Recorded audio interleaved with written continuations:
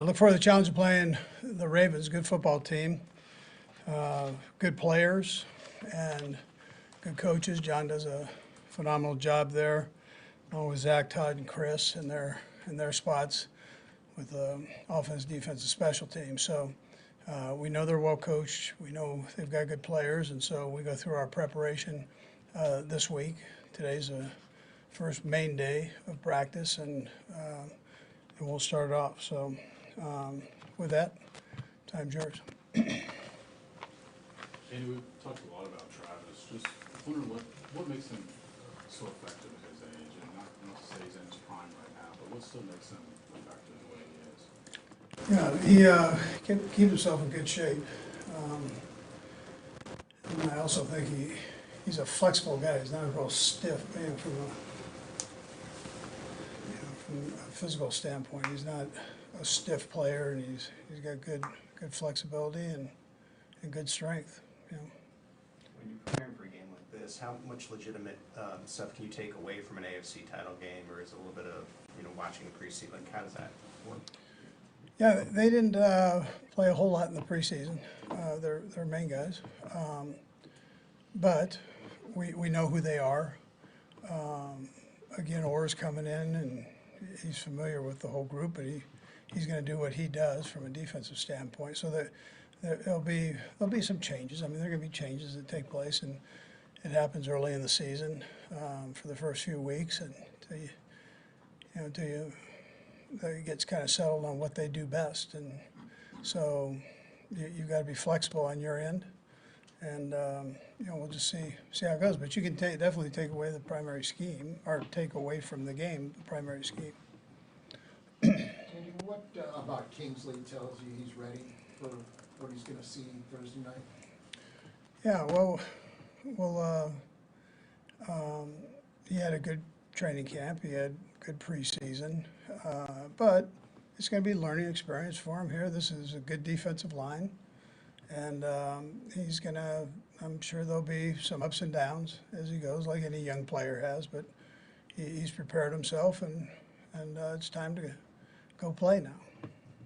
Andy, Lamar's a unique quarterback. In the past, you've had Chris, who's pretty athletic. If you kind of mimic him, do you use Bailey? Do you use somebody else to kind of mimic him? Yeah, Bailey can do that. We've always mixed guys in there when we've had a chance to play them. There's some other guys that can jump in, but we have a little plan for it. Not that any of them are that as good as him. Chris included. I mean, Chris did a nice job, but this kid, he's a special player, so it's very hard to mimic him. What did you like about Bailey bringing him in? Yeah, I thought good player. He on the practice squad, you're saying? Mm-hmm. Yeah. So we liked him in college. We liked what he showed us. You saw him in the last game there, and he did a nice job with that. So we think down the road he'll help us there. And entering year 2 for Reid, where do you feel like you saw the most growth from him from the start of the off-season program to where you guys are now? Yeah, I think it was a couple things. I think the conditioning part of it, and how much you've got to play and how fast you have to play every play. That was one. I thought his feel for space was another.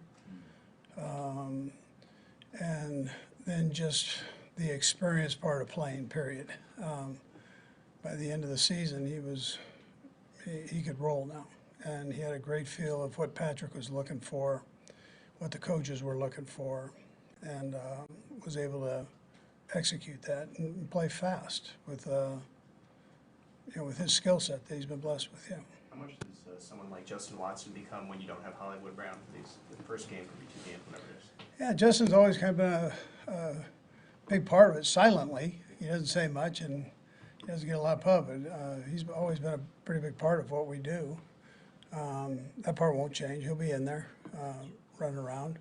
And even when Hollywood comes back, he'll be in there running around. So he's a smart kid that's skilled and loves to play the game, plays hard every snap, practice, games. Andy, nothing's changed with Samaje as far as you anticipate he'll be available on Thursday if you want to use him? Yeah, I think so, yeah. Yeah, I think we'll be okay there. Last couple, we'll go Blair and then Nick. Go ahead, Blair. Andy, Patrick is poised to pass Len Dawson on a couple of career lists coming, certainly on the next game and then down the road a little bit. What does it say about just the nature of the game, how much things have changed when Patrick's played about half of the career that Len Dawson had? Yeah, it's a little bit different game now with the passing the way it is. But he has so much respect for Len before Len passed, and they had a relationship there. They talked, and the game's it's a little different. There's just a little bit more passing that goes on now at the college, at all levels really. You start at the little kids level and on up through high school and college, and the ball's being thrown more. So, but it's it's a compliment to Pat because he does it the right way. He handles it the right way, and as great as he is, he's a humble guy and respects the things that happened before him. He gets it. Nick? Andy, other than holding on to the football like you talked about on Monday, what do you want to see from your team in this first game?